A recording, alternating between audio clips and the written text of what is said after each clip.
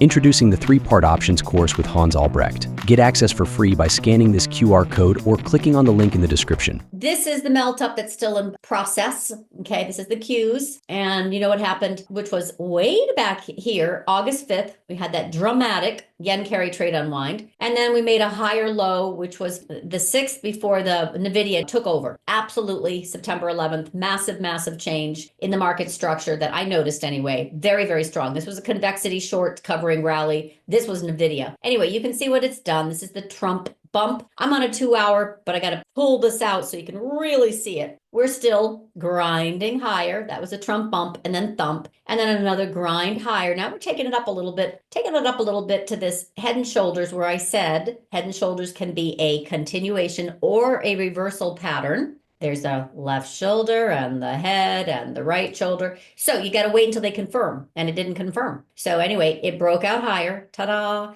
Quantum taking the lead and all that. Google, oh my goodness, all-time highs. Tesla, oh my goodness. So we have Mag 7 that's leading the Q advance. And I still have 548 on as far as a high on that fib level. And then we still have this Mag 7 ratio, which is also in melt up from that January 2023 low, inverse head and shoulder, very much a reversal pattern. Anyway, you know how this has worked, and we're really here. We could keep going. And I mean, I see no reason why we wouldn't, given you can see what's going on this morning as well. Market continues to push higher. So Qs are advancing despite the dollar being firm, despite yields being very firm. You got my post last week about what about a yield spike?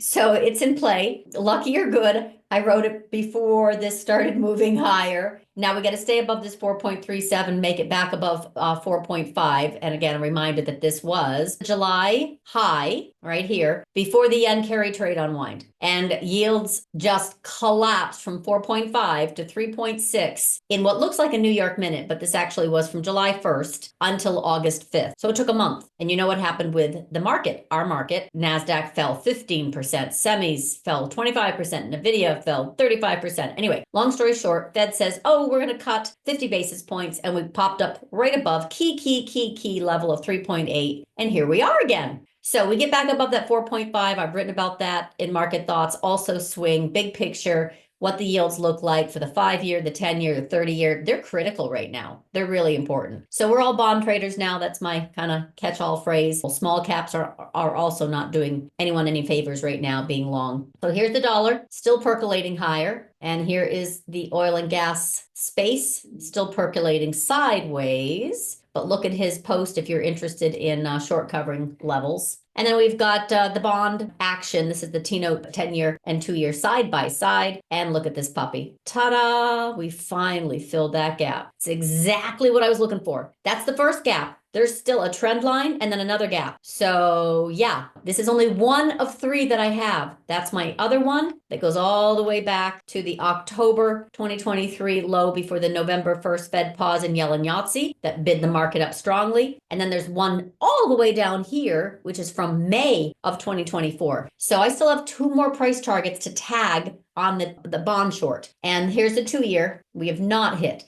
So there's no part of me that doesn't believe that yields are going to be a fierce little shake and bake for the market pretty soon. But today we have hit the 10-year on the first, but we have not hit the 2-year as far as that gap fill. This is the 10 and 2-year spread, and it's obviously above this trend line on a daily. And it's obviously looking pretty darn bullish right at that 0 mark, right where it could have careened over. It did not. It is a bullish formation on a weekly, on a daily. MACD is coming back up. And you can see the curve. We definitely have, I would say, selling in the small caps are still in play. All right, so that was the Mag 7. This is the dollar yuan, and this is the dollar yen. And the yen is still moving up to that 155 area. I should put right here. This is a much better look because it's a daily. So here's the dollar yen into that kind of 155, 156 area. This is definitely where I see it. And then, that would be interesting if we get back above. But for right now, I think we'll go into a chop mode. Again, BOJ has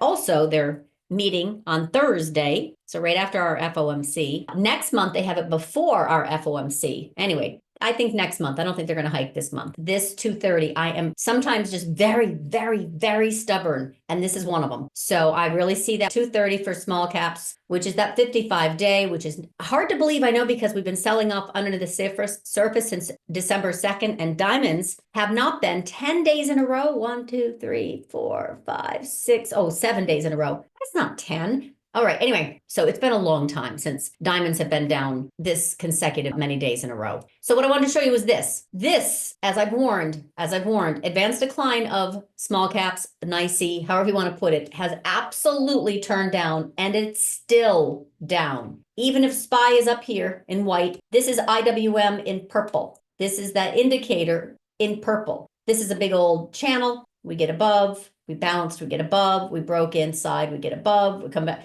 My point is this. Look how this is still rolling over. Since, what day does that say? Monday, December 2nd. Still selling, not done. When this base is and turns up, it didn't come all the way down, but doesn't matter. This base and turned up, this base and turned up, this base and turned up, this base. You get my point. It's not done yet. So I still see 230. Could we take out 230? I wouldn't be surprised if we actually overshoot. And here's why. Look at NASDAQ 100 advanced decline. Look how weak it's getting. It's coming back inside this trend line. Yes, I know. I do technical analysis on indicators, just like I do stocks and sectors and markets. So this is coming back down, and that's been wicked strong. Remember the IGV contingency, the IPO, not to mention the Mag 7. Mag 7 is still in play, but look at what's happening underneath the surface and why Mobileye and GitLab have just been sucking wind, because they're not getting a boost like they were when the market was churning higher. It's a very different market now. And here is also cumulative 4-week new high, new low. Look where we turned, went red, and it's still red. It's still red. I'm on a daily, but you get the point. Here's the direction. Here's that trend line. I know it's kind of like, what? But this is important. This, by the way, is in November 2021. And I said this, it's a fake breakout fast failure. And I warned on the 16th. And look what happened. We had 2022 of size. Anyway, this is where we are now. Now I do it on a much smaller time frame. Nowhere near done going down. Look at this. That's not even close. So be careful. I don't think small caps are a place to be at all. In fact, I think the market will see some volatility before the end of the year.